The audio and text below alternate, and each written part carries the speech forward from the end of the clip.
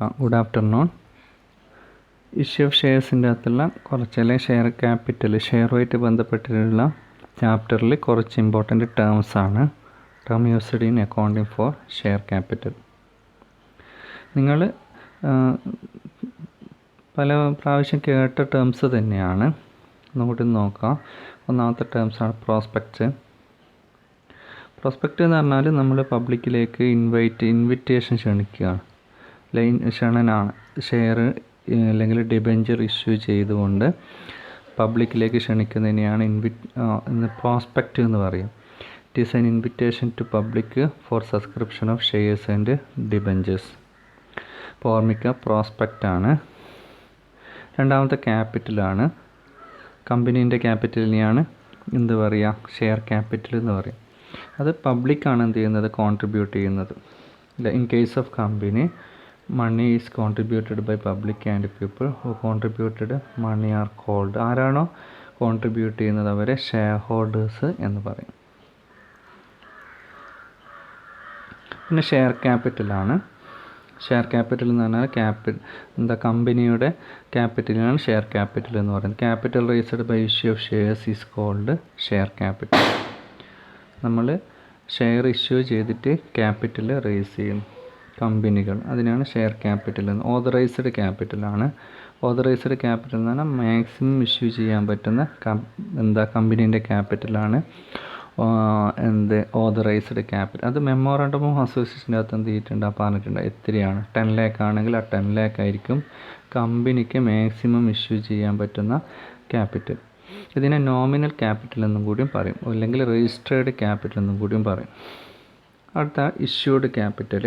ഈ ഓതറൈസ്ഡ് ക്യാപിറ്റലിൻ്റെ ചെറിയൊരു പോർഷൻസ് അല്ലെങ്കിൽ പാർട്ടിനെയാണ് എന്ത് പറയുക, ഇഷ്യൂഡ് ക്യാപിറ്റൽ എന്ന് പറയും. ഇപ്പോൾ 10 lakh ആണെങ്കിൽ 8 lakh ആയിരിക്കും ഇഷ്യൂ ചെയ്യുക, പബ്ലിക്കിലേക്ക് ഇഷ്യൂ ചെയ്യുന്ന capital. This is a part of authorised capital which is offered to public for subscription. It cannot exceed authorised capital. ഇതൊരിക്കലും ഓതറൈസ്ഡ് ക്യാപിറ്റലിനേക്കാളും കൂടില്ല, അതിൻ്റെ ഒരു പാർട്ട് മാത്രമാണ്. അടുത്ത കോൾഡ് അപ്പ് ക്യാപിറ്റലാണ്. ഇങ്ങനെ ഇഷ്യൂ ചെയ്ത ക്യാപിറ്റലിൻ്റെ ചെറിയൊരു എമൗണ്ട് എന്ത് ചെയ്യും, കോൾഡ് ചെയ്യും, വിളിക്കും. അടക്കാൻ വേണ്ടി ഷെയർ ഹോൾഡേഴ്സിനോട് എമൗണ്ട് ഷെയർസ് അടക്കാൻ കോൾ ചെയ്യുന്നതാണ്.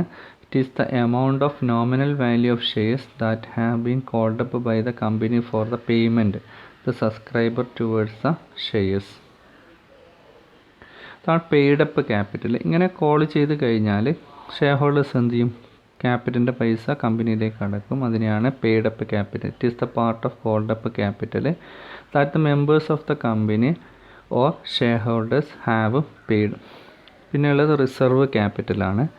റിസർവ് ക്യാപിറ്റൽ എന്ന് പറഞ്ഞാൽ കോൾ ചെയ്യാതെ മാറ്റി വെക്കുന്ന എമൗണ്ടാണ്. അൺകോൾഡ് ക്യാപിറ്റലിനെയാണ് എന്ത് പറയുക, റിസർവ് ക്യാപിറ്റൽ എന്ന്. It is a portion of uncalled share capital which have been called only in case of winding up. Company close ചെയ്യുന്ന സമയത്ത് മാത്രം വിളിക്കാൻ വേണ്ടിയിട്ട് ചെറിയൊരു എമൗണ്ട് എന്ത് ചെയ്യും, റിസർവ് ആയിട്ട് വെക്കും. അതിനെയാണ് റിസർവ് ക്യാപിറ്റൽ എന്ന് പറയുന്നത്. മറ്റൊന്ന് ക്യാപിറ്റൽ റിസർവ് ആണ്. ഇത് തമ്മിൽ റിസർവ് ക്യാപിറ്റലും ക്യാപിറ്റൽ റിസർവും തമ്മിൽ വ്യത്യാസമുണ്ട്. റിസർവ് ക്യാപിറ്റൽ എന്ന് പറയുന്നത് ഷെയർ വിളിക്കാതെ മാറ്റി വെക്കുന്നതിനാണ് റിസർവ് ക്യാപിറ്റൽ എന്ന് പറയുക. മറ്റൊരു ക്യാപിറ്റൽ റിസർവ് ആണ്.